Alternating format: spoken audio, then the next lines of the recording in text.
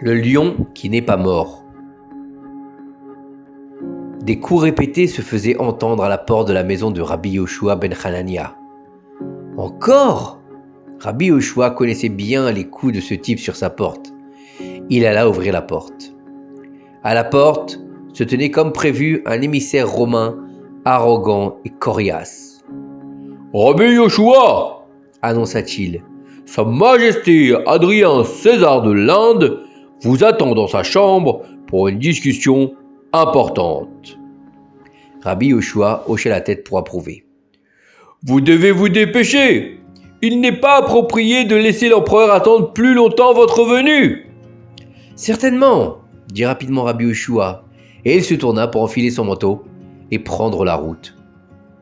Rabbi Yoshua ben Hanania était un Tana, un juste et saint, qui en plus d'être un grand sage de la Torah, connaissait également de nombreuses sagesses issues de la sagesse des non-juifs. En revanche, Adrien César, en plus d'être un empereur romain mécréant et un grand orgueilleux, il aimait lire les écritures juives de la Torah.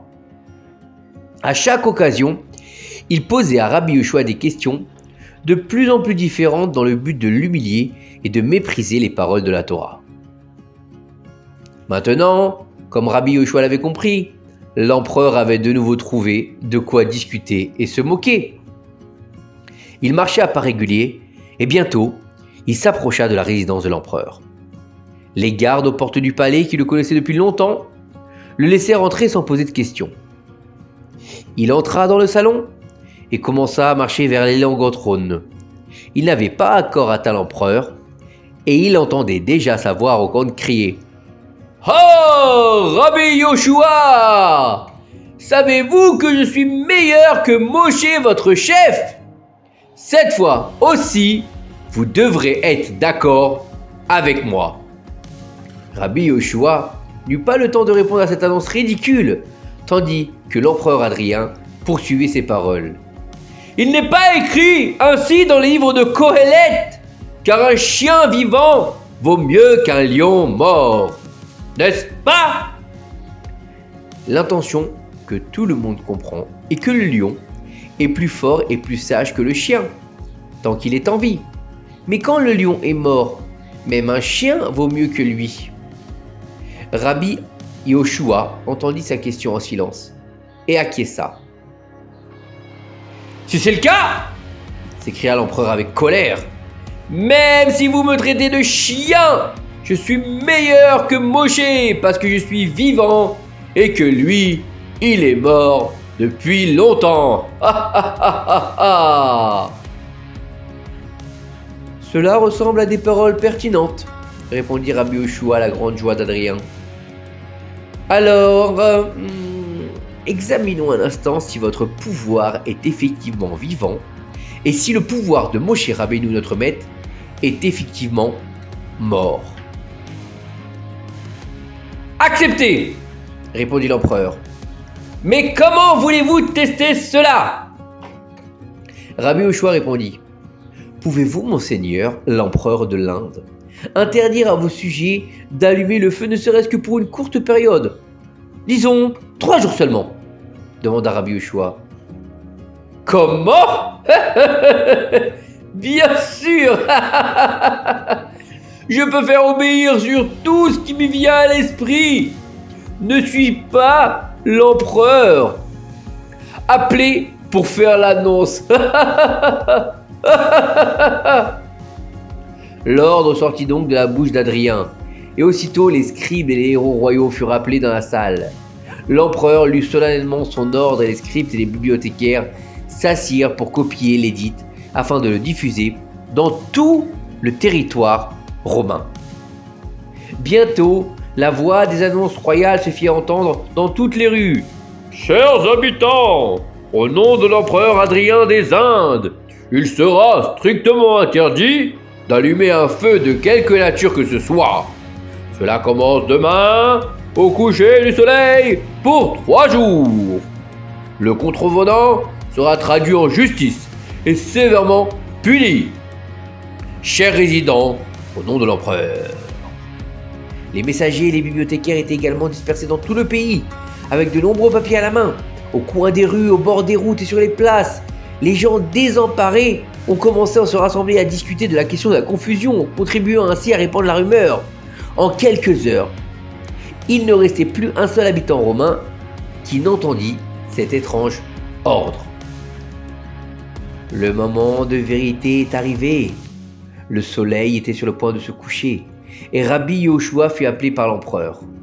Rabbi Yehoshua et l'empereur Adrien montèrent ensemble les magnifiques marches de marbre jusqu'à atteindre les spacieux et magnifiques balcons sur le toit du palais. Tous les toits de la ville se dévoilaient à leurs yeux. Sur fond de soleil couchant, les ténèbres sont descendues sur le monde.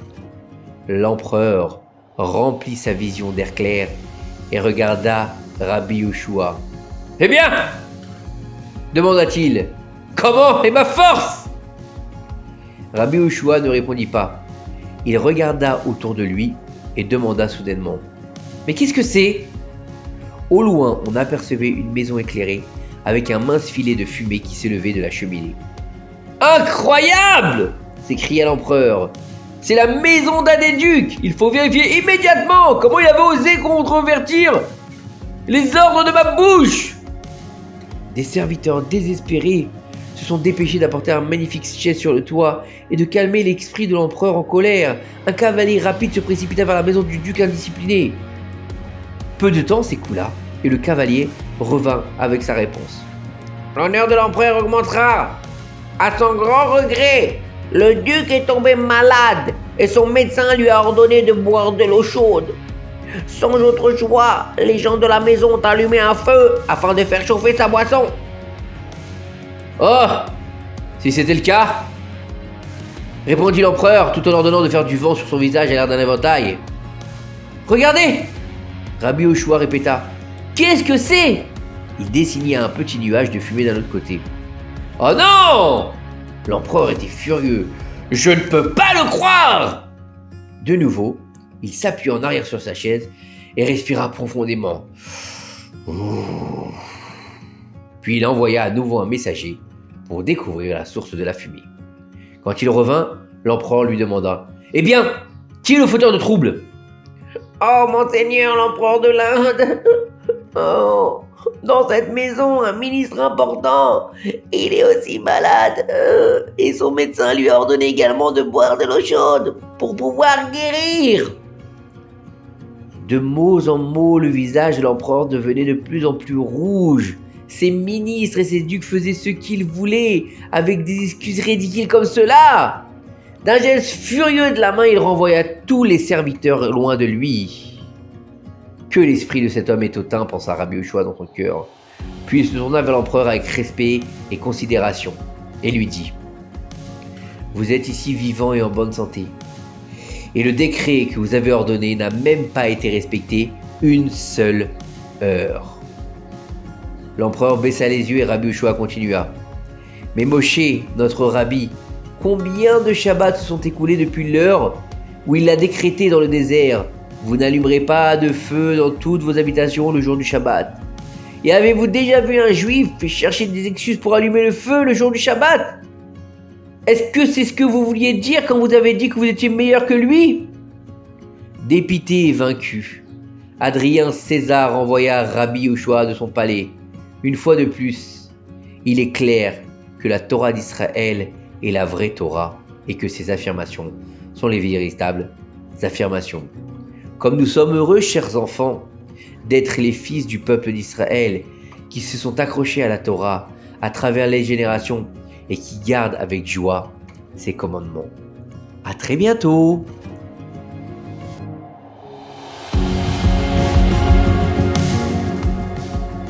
Maintenant, chers enfants, il est temps de faire Shema Israël tous ensemble.